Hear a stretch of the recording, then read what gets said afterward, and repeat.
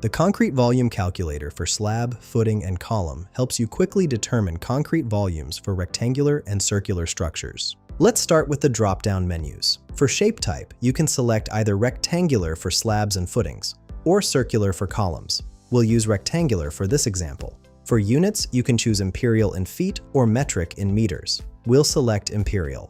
Now for the input fields. Enter your length, width, and depth or thickness measurements. When you switch to circular shape, the fields change to radius and height. After entering your dimensions, click Calculate Volume.